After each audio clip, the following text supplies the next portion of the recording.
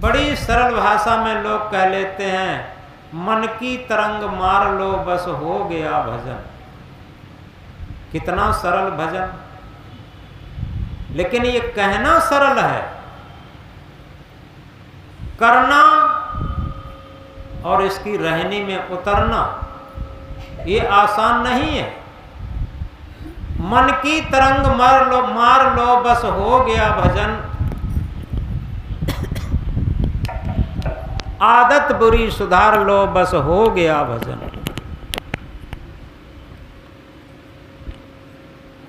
सारे शास्त्रों को छोड़ करके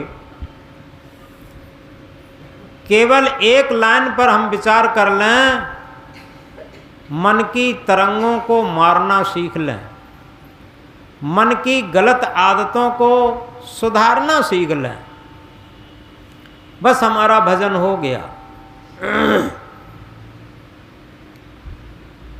पूरे दिन में विचार करके देखें कि हम क्या मन की तरंगों को मारने का काम करते हैं या मन की तरंगों को पूरा करने की काम करते हैं। मन की आदतों को सुधारने का काम करते हैं या मन की आदतों को पालने का काम करते हैं। ये विचारणीय सब्जेक्ट है हमारे आगे। तो इसलिए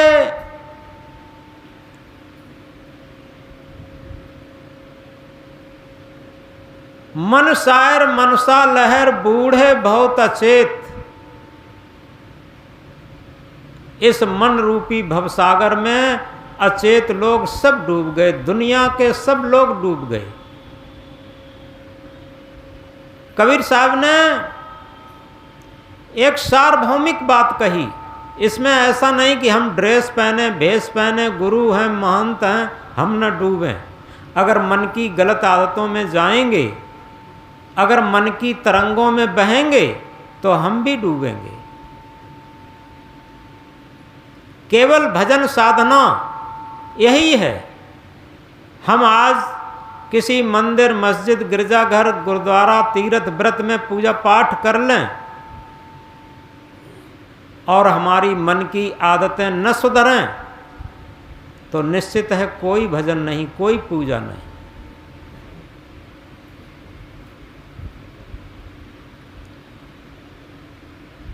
कल भी एक बात बताई थी। कल धाराऊ में एक सत्संग था, जैसे कल गणेश जी की पूजा थी। सर के चैनल को लाइक करें, सब्सक्राइब करें। धन्यवाद। यथार्थ में गणेश की प्रथम पूजा इसलिए रखी जाती है कि गणेश को हम समझें। गण कहते हैं समूह को, जैसे कहते हैं संत गण, भक्त गण, यानी संतों का समूह, भक्तों का समूह। इसी तरीके से हमारे शरीर में भी एक समूह है। 5 तत्व, 25 प्रकृति और 108 हड्डियां, 72,000 नाड़ियां, इनका समूह शरीर है। और इसी के साथ 5 ज्ञानेंद्रियां, 5 कर्मेंद्रियां, चतुष्टय अंतःकरण, इनका भी एक समूह है। और ये सारा समूह मिलकर के इसको गण कहते हैं। और इस गण को, इस समूह को, इस शरीर को संचालित करने वाली आत्मसत्ता को इसका स्वामी कहते हैं, ईश कहते हैं। यानी इस शरीर रूपी गण को, गण के स्वामी को ही गणेश कहते हैं। ये आत्मा है, चेतन सत्ता है, सत्य सत्ता है, यही सच्चा गणेश है। और अगर हम इसकी पूजा सही जान गए तो निश्चित है हमारा भजन, हमारी भक्ति, हमारा तीर्थ, हमारी व्रत, हमारी पूजा सार्थक होने लगी। अगर इसे न जान पाए तो समझो हमने कुछ नहीं जान पाया। तो इस प्रकार सदगुरु कबीर साहब कहते हैं, बूढ़े बहुत अचेत, अचेत लोग सब डूब गए। चेत और अचेत में क्या अंतर है? आ माने नहीं, चेत माने चेतना से संयुक्त। हमारी चेतना की जागृति जहाँ आ जाती है वही चेत हो जाता है, और जहाँ मन इंद्रियों की गुलामी रहती है वो अचेत रहता। ये चेत और अचेत की परिभाषा। जहाँ मन इंद्रियों की गुलामी है वो अचेत है, चाहे कितना बड़ा शास्त्रों का ज्ञाता हो, चाहे कितना बड़ा प्रवचन करता हो, चाहे कितना बड़ा भजनों का गायक हो, और चाहे कितना बड़ा उसका मान सम्मान होता हो, कोई अर्थ नहीं रखता। अगर वो मन इंद्रियों का गुलाम है तो निश्चित है अचेत है। और चेतन सत्ता की जागृति होकर के उस चेतन सत्ता के अनुरूप, उस चेतन सत्ता की आवाज के अनुरूप जो अपना व्यवहार काल और जीवन काल व्यतीत करने लगा वो चेत। और इसीलिए कबीर साहब कहते हैं बूढ़े बहुत अचेत। आगे और बताते हैं आदि साखी में क्या कहें, कबीर ते वांच हैं जाके हृदय विवेक। कबीर साहब क्या कहते हैं, वही बच सकता है इस भवसागर से, वही पार जा सकता है इस भवसागर से जिसके हृदय में विवेक जग गया। जिह्वा पर तो सबके विवेक हो सकता, ऐसा कोई नहीं है जिसके जिह्वा पर विवेक ना आए, और कभी कभी नहीं भी आता है। इसी बीच एक मुझे कहानी याद आती है। एक बूढ़ी माँ थी और वो बहुत ज़्यादा बीमार थी। तो उनके लड़के बहुएं सब इकट्ठे हुए। उन्होंने कहा अपने अपने मत के अनुसार, उन्होंने कहा कि माँ अब तुम्हारा अंतिम समय मालूम पड़ता है, तुम राम राम कहो। किसी ने कहा सत्य नाम कहो, किसी ने कहा गुरु गुरु कहो। तो उन्होंने कहा कि माँ तुम राम राम कहो। तो बुढ़िया कहती है बेटा हमसे कहा ही नहीं जाता।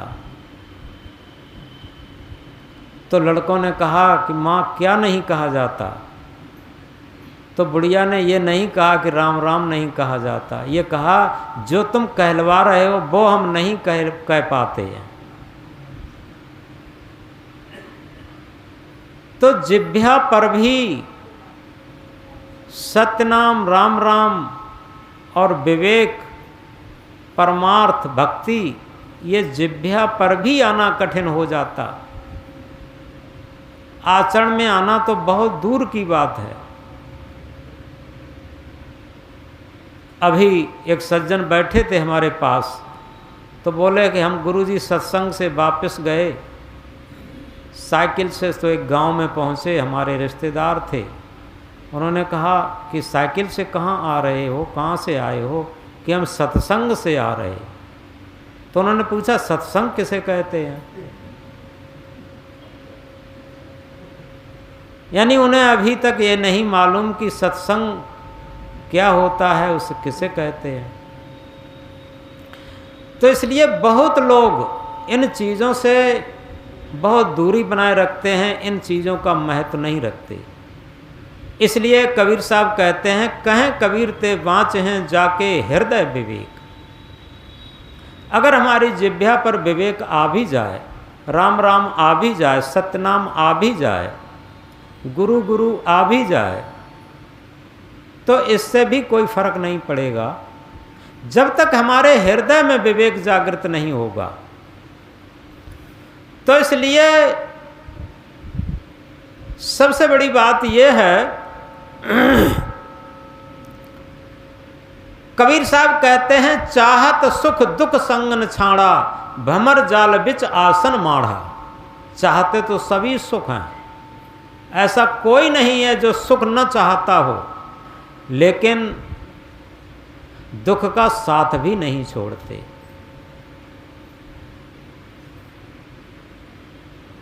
इसलिए जब दुख का जब तक साथ नहीं छोड़ेंगे तब तक हम सुखी नहीं हो सकते, तब तक हमको सुख नहीं मिल सकता।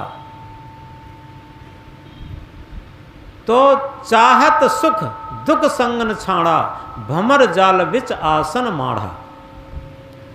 भमर जाल जानते हैं लोग, जो किसी नदी को देखे होंगे, अभी बरसात चल रही है, अभी बहुत भमर पड़ते हैं नदिया में। जहाँ पानी उमड़ घुमड़ के नीचे बैठता है, वहाँ कितनी बड़ी चीज़ भमर में पड़ जाए वो नीचे बैठ जाएगी। इसी तरीके से ये हमारा मन ऐसा सागर है, इसमें अनेकों भमर हैं। काम की भमर, क्रोध की भमर, लोभ की भमर, मोह की भमर, अहंकार की भमर, राग द्वेष की भमर, छल कपट की भमर, ये सारी भमरें इसमें पड़ रही। स्वार्थ की भमर।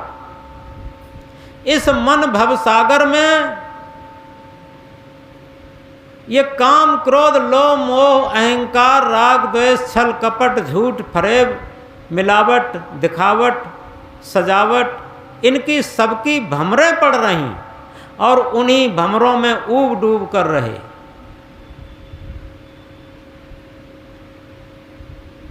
तो इसलिए हमें क्या परिवर्तन करना है इस भमर से बचने के लिए? इस शुद्ध ठगहार मन से बचने के लिए हमारे अंदर विवेक कैसे जगे, इसके लिए एक सूत्र होता है। एक छोटी सी कहानी से समझेंगे। एक घुड़सवार घोड़े पर सवार होकर के यात्रा पे निकला और एक गांव में पहुंचा। तो गांव के किनारे में एक पेड़ के नीचे एक वृद्ध आदमी बैठा था। तो घुड़सवार ने उस वृद्ध आदमी से पूछा, बड़े बूढ़े, आपसे हम ये पूछना चाहते हैं ये गांव कैसा है और इसमें हम रहना चाहते हैं। बड़े बूढ़े ने एक बात पूछी कि ये बताओ भाई, तुम इस गांव में रहना चाहते हो, जिस गांव से तुम आ रहे हो वो गांव कैसा था? तो उस व्यक्ति ने कहा कि बड़े बूढ़े, उस गांव की याद मत दिलाओ, वो गांव बहुत खराब था और इसीलिए हम वहाँ से चले आए और इस आपके गांव में रहना चाहते हैं। ये गांव कैसा है? उस बड़े बूढ़े ने क्या कहा? उसने कहा कि भले आदमी, इस गांव में तो आप नहीं रह पाओगे। ये गांव, तुम जिस गांव से आ रहे हो उससे कई गुना खराब गांव है, इसमें कतई नहीं रह पाओगे। वो आदमी थोड़ी दूर जाकर के एक पेड़ के नीचे सुस्ताने लगा, घोड़े को बांध लिया। थोड़ी ही देर बाद एक आदमी और आया, उसी तरीके से घोड़े पर सवार होकर के, और उसी वृक्ष के नीचे वो आदमी बैठा था, बड़े बूढ़े। उनसे पूछा, भैया बड़े बूढ़े, आपसे हम एक बात पूछना चाहते हैं। ये बागों के बीच में, पेड़ों के बीच में ये गांव है, बड़ा सुंदर सा लग रहा है। ये गांव कैसा है बड़े बूढ़े? हम चाहते हैं इस गांव में हम थोड़ा निवास करें तो कैसा रहेगा? ये गांव कैसा है? तो बड़े बूढ़े ने कहा, पहले आप ये बताओ, जिस गांव से आप आ रहे हो वो गांव कैसा था? तो बड़े बूढ़े ने कहा, वो उस व्यक्ति ने कहा, उस पथिक ने कहा कि बड़े बूढ़े, उस गांव की याद मत दिलाओ, वो गांव बहुत अच्छा था, बहुत अच्छा था। उस गांव की याद आ जाती है तो मेरी आंखों में आंसू छलक आते हैं और मैं सोचते हैं किसी मजबूरी में मुझे गांव छोड़ना पड़ा है। अगर कहीं मेरी मृत्यु हो जाए तो मेरी समाधि उसी गांव में लगे, वो गांव बहुत अच्छा था। बड़े बूढ़े ने कहा आप सादर आमंत्रित हैं, आपका सादर स्वागत है इस गांव में रहने के लिए।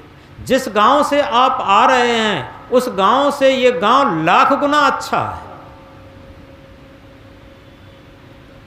जब ये बात कही तब एक तीसरा व्यक्ति सुन रहा था, उससे नहीं रहा गया और वो बड़े बूढ़े के पास आया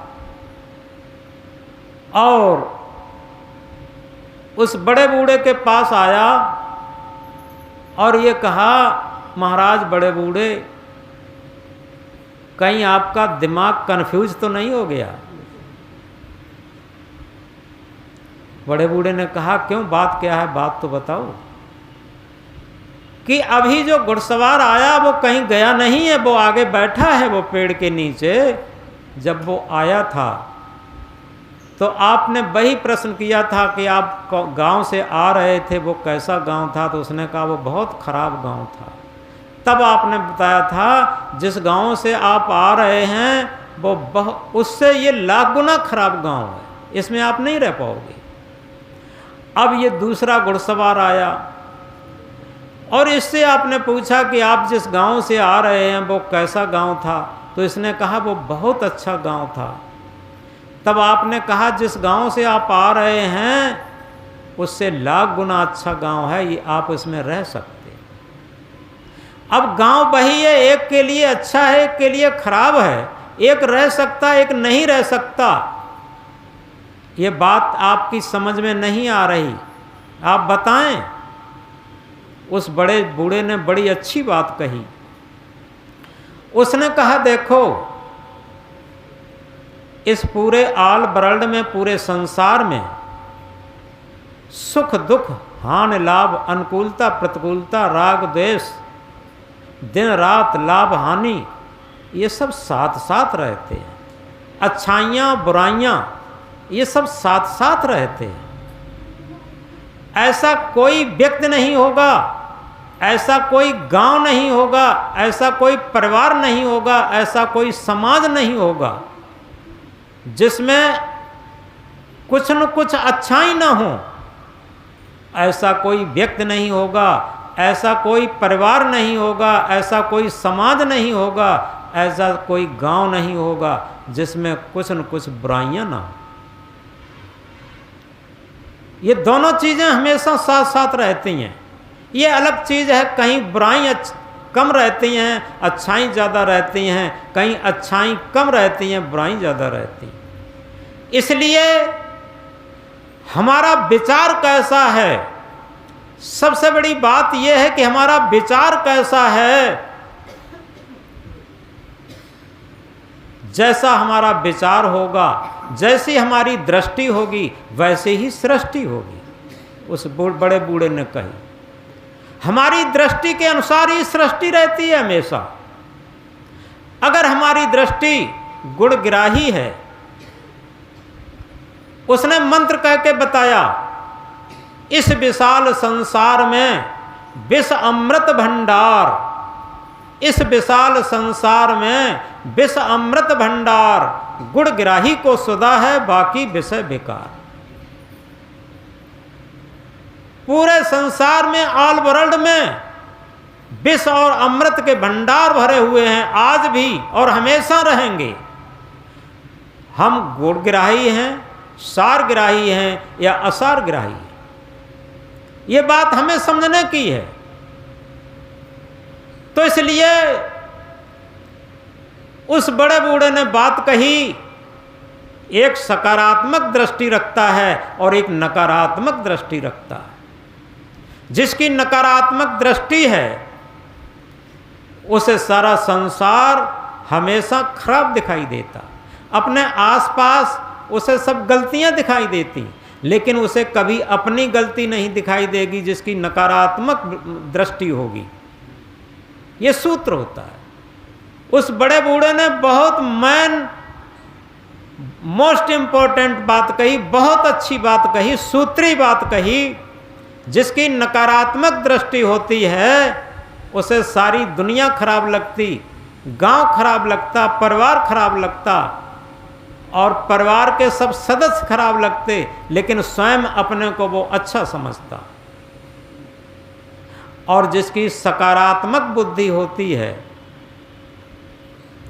सकारात्मक बुद्धि वाला व्यक्ति, उसे सबसे पहले अपनी कमी दिखाई देती।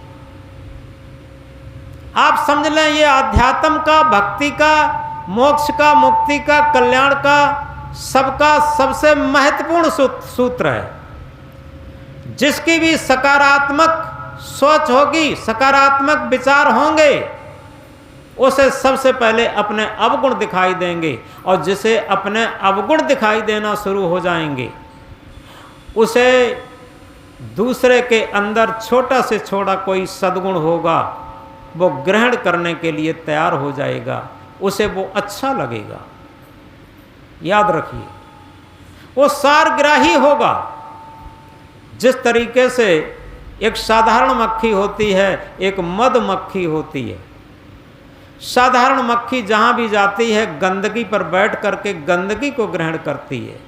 आज उसके लिए गंदगी की कोई कमी नहीं है। और मधुमक्खी जहाँ भी जाएगी पुष्प पर बैठ करके शहद और सुगंधी को ग्रहण करती, उसके लिए शहद और सुगंधी की कहीं कमी नहीं है। इसी प्रकार विवेक किसके अंदर जग सकता है? जिसके अंदर सकारात्मक विचार है, सकारात्मक बुद्धि है, सकारात्मक सोच है। तो इसलिए कबीर साहब ने बहुत महत्वपूर्ण शब्द में कहा है, सब काहू का लीजिए सांचा शब्द निहार, पक्षपात ना कीजिए कहें कबीर विचार। सब काहू का लीजिए सांचा शब्द निहार। कहीं पर हमें सांचा शब्द, सत्य शब्द मिलता है, सद्गुण मिलता है, तो उसे हम ग्रहण करें। और जब ग्रहण करेंगे तो हमारे अंदर सद्गुणों की सुगंधी होगी और सकारात्मक विचार होंगे। तो आज का विचार बहुत सुंदर लिखा गया है। हमारे अच्छे विचार होंगे तो अच्छे कर्म होंगे, अच्छे कर्म होंगे तो अच्छे संस्कार होंगे, अच्छे संस्कार होंगे तो अच्छा भाग्य होगा। अगर हमारे विचार गंदे होंगे, कुविचार होंगे, तो हमारे कर्म भी गंदे होंगे, और जब कर्म गंदे होंगे तो संस्कार भी गंदे होंगे, और जब संस्कार गंदे होंगे तो हमारा दुर्भाग्य होगा। तो ये कहा है, भाग्य बनाता नहीं जीव का ऊपर रहने वाला, माया से संबंध जोड़ जिसे कहो ईश ब्रह्म या अल्लाह। ईश ब्रह्म या अल्लाह, ये कोई भाग्य का हमारा निर्माण नहीं करते। हम स्वयं भाग्य के विधाता निर्माता स्वयं हैं। हम स्वयं भाग्य बनाते हैं। याद रखें, बहुत स्पष्ट तरीके से बात समझ में कर लीजिए। क्या भाग्य हमारा कोई ऊपर रहने वाला नहीं बनाता, भाग्य के निर्माण करता हम स्वयं हैं। और विचार करें, जब हम भाग्य अच्छा कब बनाएंगे? जब हमारे विचार सुंदर होंगे। उठता है विचार तो उठता है आदमी, उठता है विचार तो उठता है आदमी, और गिरता है विचार तो गिरता है आदमी। अगर हमारे विचार महान होंगे, उच्च होंगे, तो हमारे कर्म अच्छे होंगे, संस्कार अच्छे होंगे, और संस्कारों से ही हमारा भाग्य बनता है, सौभाग्य बनता है। तो अपने भाग्य को हम सौभाग्य में बदलना चाहते हैं या दुर्भाग्य में बदलना चाहते हैं, ये हमारे हाथ की बात है। तो इस प्रकार हम याद रखें, सत्संग में हमारे अंदर विवेक जगाने की बात कही जाती है, और हमारे अंदर विवेक जगता है। और जब हमारे अंदर विवेक जग जाता है तो बात हमारी समझ में आती है, जानो अपने आप को, खोजो अपने आप, अपने को जाने बिना मिटे नहीं संता। यथार्थ में हम जितने भी देवी देवता हैं सबकी पूजा कर लें, लेकिन अपनी आत्मा को न जानते हो, जिससे कि हमारा शरीर संचालित होता है। दुनिया में सबसे बड़ा देव कौन है? आत्म देव। दुनिया में सबसे बड़ा ज्ञान क्या है? आत्म ज्ञान। दुनिया में सबसे बड़ा बल क्या है? आत्म बल। दुनिया में सबसे बड़ा विश्वास क्या है? आत्म विश्वास।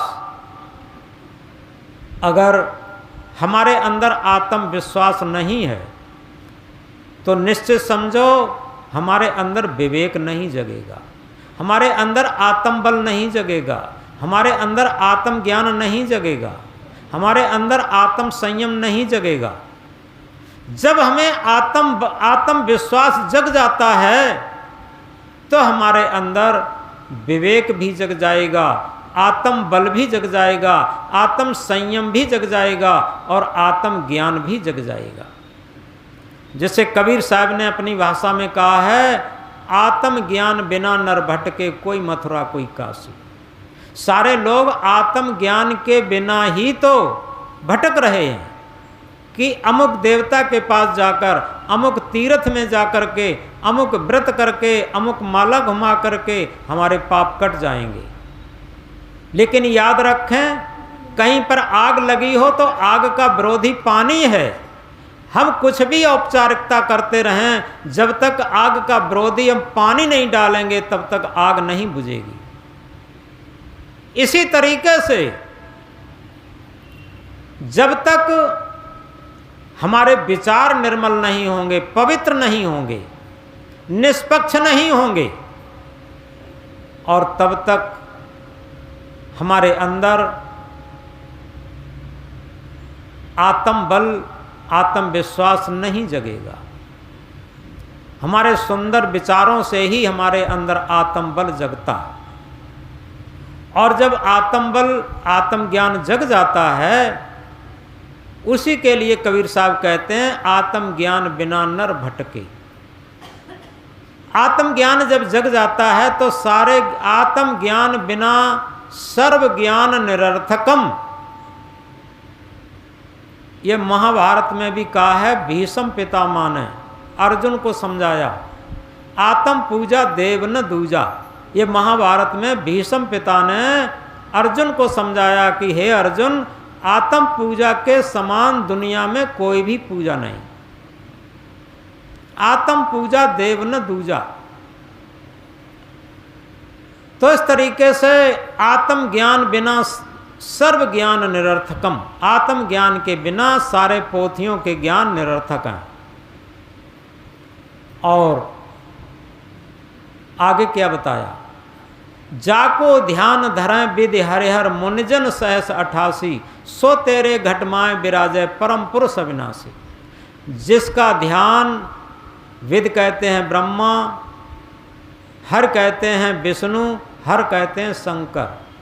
ब्रह्मा विष्णु महेश जिसका ध्यान धरते हैं, मुनिजन सहस 88, 88,000 ऋषि मुनि जिसका ध्यान धरते हैं, सो तेरे घट में विराजय परम पुरुष अविनाशी।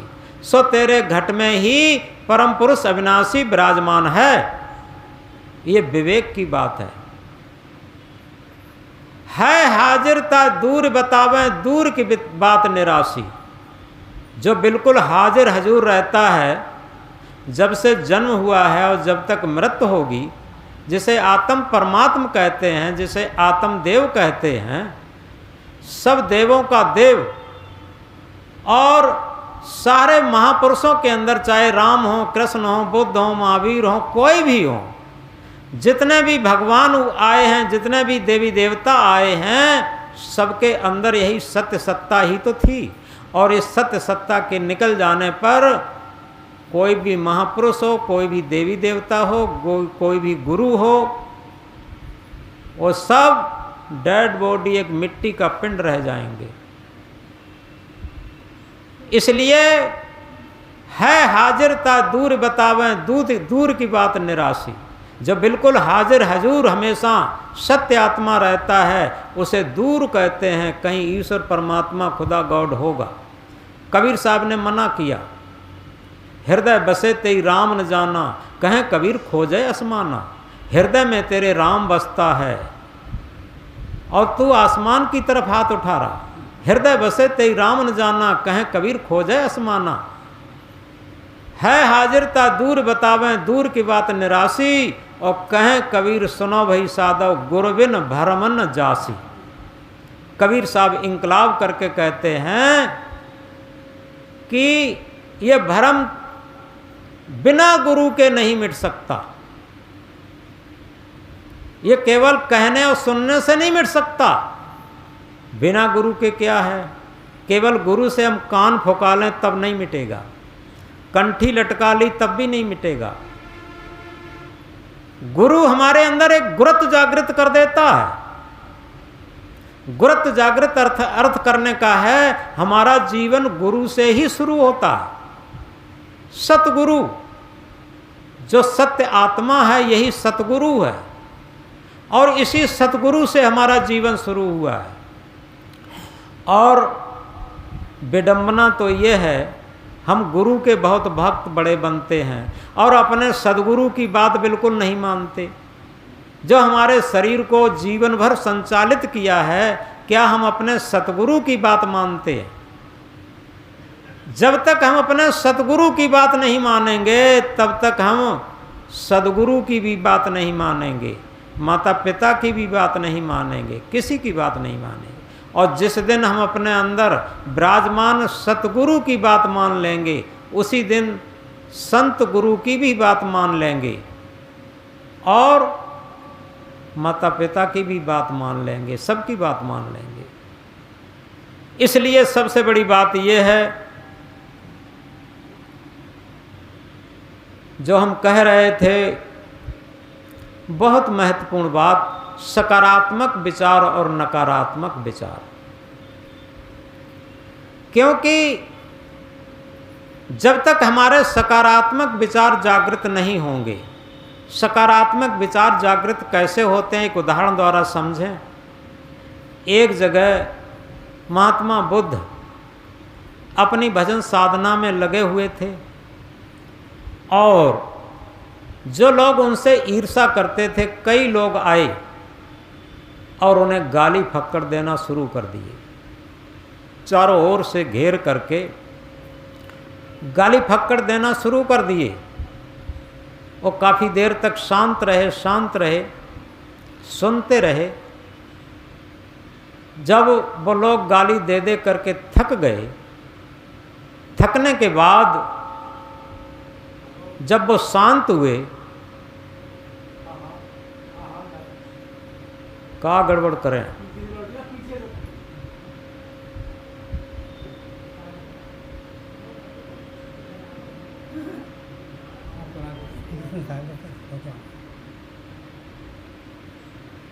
जब वो लोग गाली दे दे करके थक गए तो महात्मा बुद्ध जागृत होकर के बोले कि भाई आपकी बात शांत हो गई, अब हम जा सकते। तो उन लोगों ने कहा कि हम तब से गाली दे रहे, आपको क्रोध क्यों नहीं आया? तो महात्मा बुद्ध ने बड़ी अच्छी बात कही। उन्होंने कहा कि एक दिन एक हमारे भक्त लड्डू लाए थे, बड़े सुंदर लड्डू थे, लेकिन उस टाइम हम भोजन कर चुके थे, हम स्टॉक करते नहीं। तो हमने कहा भाई ये लड्डू वापस ले जाओ, अपने परिवार में बांट देना जाके। तो वो लड्डू ले गए, अपने परिवार में बाल बच्चों को सब बांट दिए जा करके। और आज तुम गालियां लाए हो। और इसी तरीके से हम अंदर से बिल्कुल तृप्त हैं और ये लड्डुओं की तरीके से आप जब ले जाओगे वापस, जब हमने ये नहीं ली तो ये आपकी हैं, आपकी चीज़ आपकी है। क्योंकि जिस तरीके से आपके घर में कोई मेहमान आए और कोई चीज़ आप उसे दें और वो न ले तो वो किसकी होगी? उन्होंने कहा हमारी होगी। ऐसे ही समझो, आप तब से जो चीज़ आप हमें दे रहे हो वो हम तो ली नहीं, अब समझो वो किसकी रही होंगी? क्या आप इन इन गालियों को अपने परिवार में, बाल बच्चों में समय बांटोगे जाकर, और क्या करोगे। जब इस बात को कहा तो वो लोग पानी पानी हो गए और बुद्ध के चरणों में गिर करके और उनके भक्त बन के गए। तो इसी तरीके से जब हमारे अंदर सकारात्मक विचार होते हैं तो क्या होता है, नकारात्मक विचारों को काटते हैं। यही होता। जिस तरीके से रत्नाकर डाकू, उसे सप्त ऋषि मिले थे, तो रत्नाकर डाकू ने कहा कि अय ऋषि मुनियों, जो तुम्हारे पास दंड कमंडल है, झोला रुपया पैसा है, सब रख दो। उन्होंने रख दिया। और रखने के बाद एक बूढ़े ऋषि ने पूछा कि भैया रत्नाकर, तुम ये बताओ, ये सारा पाप जो तुम करते हो, क्या तुम्हारे वाले परिवार वाले भी इन पापों के संस्कार में शामिल हैं? ये बात पूछ लो। रत्नाकर ने कहा कि हाँ, तुम्हारे जैसे चालू लोग तो हमें रोज़ मिलते हैं, हम उधर जाएं और तुम चले जाओ। ऋषियों की बात में दम था, पुराना जमाना था, उनके सबके झोले में एक एक कमंडल और एक डोर थी, रस्सी थी पानी निकालने की। तो उन्होंने कहा नहीं, ऐसा कुछ नहीं, हमें रस्सियों से बांध दो पेड़ में और तुम जाओ पूछ करके आओ। जब रस्सियों से बांध दिया सातों ऋषियों को और घर में पूछने गया तो एक तरफ से पूछा, माता पिता से पूछा कि भाई आप लोग हमारे माता पिता हो, हम रोज़ चोरी डकैती करके लाते हैं, लूटपाट करके लाते हैं और हमारे संस्कार सब बिगड़ गए हैं, हमारे संस्कारों में आप लोग कुछ हिस्सा लोगे? तो माता पिता ने कहा बेटा तुम हमारी इकलौती संतान थी, हमें नहीं मालूम तुम क्या धंधा बिजनेस करते हो, हम कदाप भी तुम्हें प्रेरित नहीं कर सकते कि तुम लूटपाट करो। हम तो ये कहते हैं कि तुम ईमानदारी का काम करो, पवित्र कमाई करो।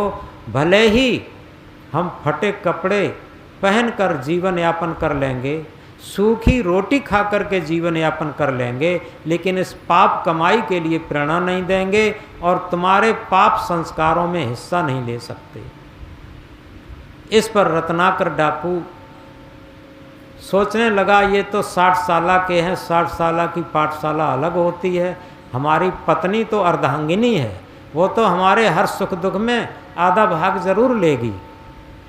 पत्नी के पास गए, पत्नी से पूछा देखो तुम तो हमारी पत्नी हो और तुम्हारी सारी इच्छाएं आज तक हमने पूरी की हैं, हम जो चोरी डकैती करके माल टाल से लेकर सारी चीज़ें लाते हैं तो हमारे सारे संस्कार खराब हो चुके हैं, उन सारे संस्कारों में हिस्सा लोगी कि नहीं लोगी? पत्नी ने कहा देखो पतिदेव, शरीर की दृष्टि से तो हम आपकी अर्धांगिनी हैं, भौतिक दृष्टि से, लेकिन आध्यात्मिक दृष्टि से अपना अपना कर्म और अपना अपना संस्कार, अपना अपना भाग्य, ये अपना अपना काम करता है। हम अगर चाहती कि तुम चोरी डकैती करके लाओ कपड़े लित्ते, रुपया पैसा, सोना चांदी, तब तो आपके संस्कार में हम हिस्सा ले सकती थी, लेकिन हम कभी नहीं चाहते ये गलत काम करो। हम फटे कपड़े पहन करके और आधी रोटी खा करके जी लूँगी, लेकिन ये कभी भी पाप कर्मों के लिए प्रेरणा नहीं दे सकती। जब पत्नी का जवाब सुना तब तक लड़का आ जाता है। इस चर्चा को लड़का सुन ही रहा था और लड़के ने बहुत खरा जवाब दिया। उसने कहा पिताजी आप ही ये चोरी डकैती करके अपने संस्कारों को बिगाड़ो, मैं तो पढ़ लिख करके सर्विस करूंगा या कोई बिजनेस व्यापार खेती बाड़ी करूंगा, ईमानदारी का काम करूंगा, ये पाप कर्मों के संस्कार में मैं कदापि हिस्सा नहीं ले सकता और आपकी इस काम से मुझे बहुत नफरत है। जब परिवार वालों के ये शब्द सुने, क्या हुआ? उसके सारे नेगेटिव विचार सकारात्मक विचारों से कट गए और जाकर के सप्त ऋषियों के चरणों में गिरा और ये कहा गुरुदेव आपने आज मेरी आंखें खोल दी। कौन सी आंखें खोल दी? जो अंदर की आंखें थी वो खोल दी, हृदय के कपाट थे वो खोल दिए। अपने हृदय के अंदर विवेक जगने लगा।